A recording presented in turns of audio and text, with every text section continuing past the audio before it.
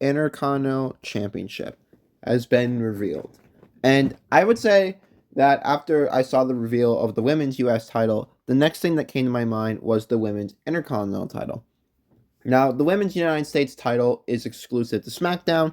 The women's Intercontinental title is exclusive to Raw.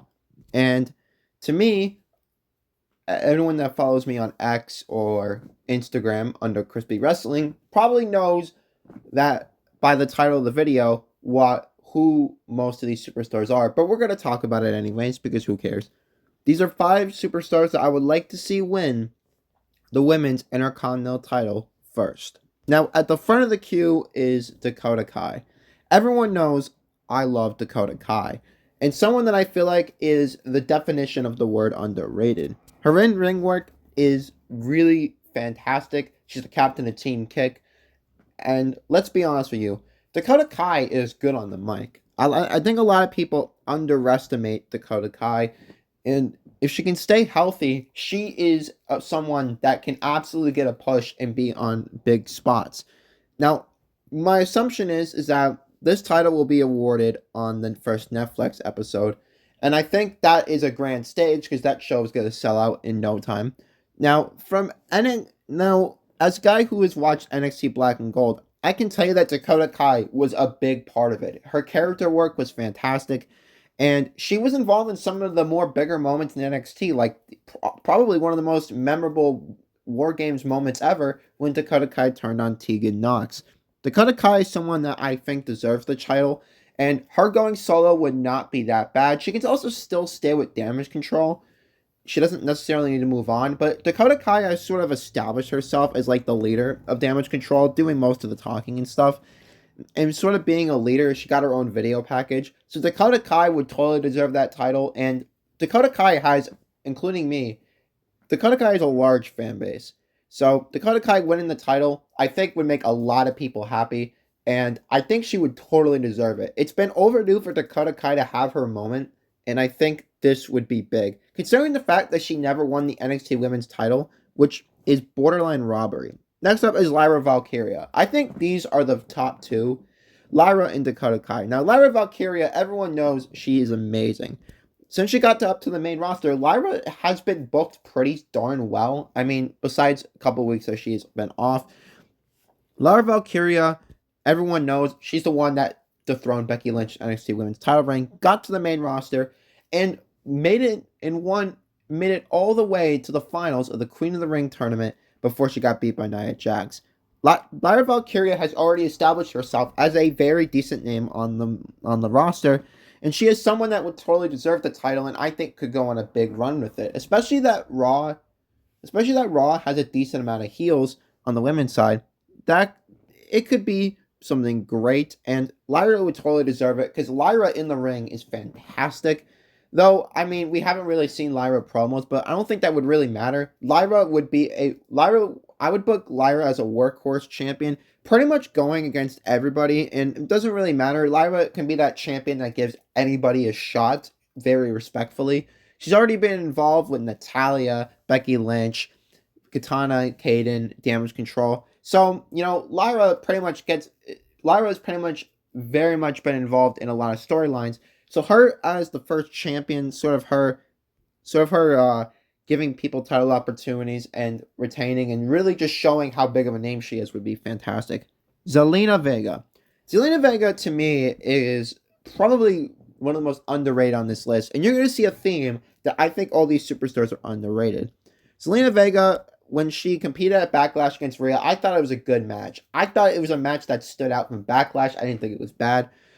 But can we just talk about Zelina on the mic real quick? Zelina on the mic is very good. Her lines are very well done, and she just sounds really good. In the ring, Zelina Vega is fantastic, and I mean very fantastic. And I think that Zelina Vega would be a great first champion, and not only that, LWO doesn't really have a lot of bling, and I think bringing title to the LWO with Zelina Vega would be a good way in establishing that. And these titles, I feel like titles like these, like the Women's United States Intercontinental title, were born for Zelina Vega. Someone that has been had women's titles opportunities before, hasn't won any of them, but can absolutely win a title like this. And like I said, it will bring establishment to the LWO, and I think Zelina is amazing. I just think a lot of people need to watch more Zelina Vega matches because they're very, very good. And I don't. There's not too many matches I can think of with Zelina where they've necessarily been very bad or something that has gone wrong. I think Zelina is fantastic, and her winning the title, it doesn't need to be a long reign, but just to see Zelina Vega with a singles title would be fantastic. And no, I don't want any of these women to win the speed title. Now that this title is out, I would love. This is a title that I want all these women to go after. Kairi Sane. Kairi, I don't now. Asuka isn't back yet. I have no idea if WWE are planning to just have Kairi Sane team with Asuka the entire time. But Kairi, everyone knows from NXT, Kairi Sane from NXT and Stardom, Kairi Sane is a phenomenal singles competitor. Now Kairi Sane may have slowed down a little bit, but she still does amazing things. She's the multi-time women's tag team champion. She won the NXT women's title in one of my favorite NXT women's title matches from that brand, Shayna Baszler and Kairi Sane. And though she didn't have necessarily a long reign, Kairi Sane has had plenty of success in the WWE, and I think her winning, and I think that I can confidently say Kairi Sane will be in this tournament because lately Kairi Sane's been kicking ass. I don't know if people have noticed. It took her a little bit to get settled in, especially being away from WWE for so long. And since Kairi Sane was in WWE when she left in 2020 and came back years later, a lot has changed. But Kairi Sane has done fantastic. And she's still a Triple H girl. She is still someone that Triple H is willing to put her in big spots. And I feel like this would be another big spot. Kairi Sane winning another singles title. A lot of people love her as a babyface. She's a strong babyface. If you look at the definition of a babyface, just look up Kairi Sane clips. The fans love her, and they love her love back to them. And Kairi Sane in Stardom was kicking ass. Kairi Sane had an amazing Stardom run, and I think a lot of Kairi fans who have been watching her for a long time, who have believed in Kairi, they know Kairi's good. They know Kairi deserves this title, and they know that she'll have a good reign for it. So I think Kairi would be very, very good. Though I think that Triple H probably has her in the graps of the tag team division. Kairi Sane is someone that I think would really deserve that title, and I think it would work because Kairi Sane can put on a damn good match, and I think real ones know that. Shayna Baszler is the fifth and final one. Now, Shayna Baszler is in Pure Fusion Collective, and obviously that faction, I think the majority of people have had their opinions on that, but Shayna is good as singles. If you watch NXT, Shayna Baszler was a beast. She was a monster in NXT. She's arguably one of the first people you think of when you think about the NXT women's title and its reign. It's been fantastic to see, and Shayna Baszler hasn't been booked that well on the main roster. She's had a couple of tag team title reigns, but I think her rivalry with Ronda Rousey was just a waste of time. And I know it was probably a way to write Ronda Rousey off, give Shayna a win over Ronda big time. They didn't really follow up from that, and that just felt like a big waste of time. And I feel like the pure Shayna is definitely better than being in a faction. Just like how I feel about Zoe Stark, Shayna can thrive in singles competition because her wrestling style is good.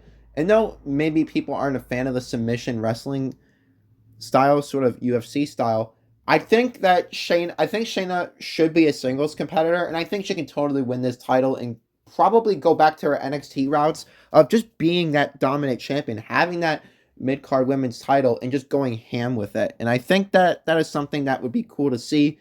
And I think Shayna is probably the dark horse on this list. And, I'm assuming that Zoe Stark, maybe Sonya will be in the tournament. But if Shayne, and at the making of this video, the tournament matches have not released yet. So if Shayna is in this tournament, I think I would have to root for her because Shayna is someone that we've seen her have a lot of success in singles in NXT, and she is someone that I think would make a great champion and I definitely just want them to turn the clock back to the NXT days.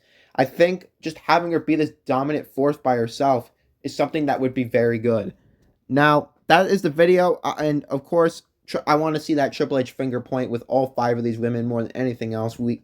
Because Triple H is probably do the finger point, and I want to see Kai, Zelina, Lyra have that Triple H finger point. So that's been the video. 5 superstars who should win the women's Intercontinental title. I can't wait for this tournament to start, and it's gonna be great. I mean, seeing the women's United States Intercontinental titles. I don't know what's going on with the women's tag team titles, but to see all these women's titles, it feels good. As a women's wrestling fan, it just feels like we're at peak, and it just feels good to have the women on the same base as the men. Thank you for watching, and I'll see you guys in the next video. Peace.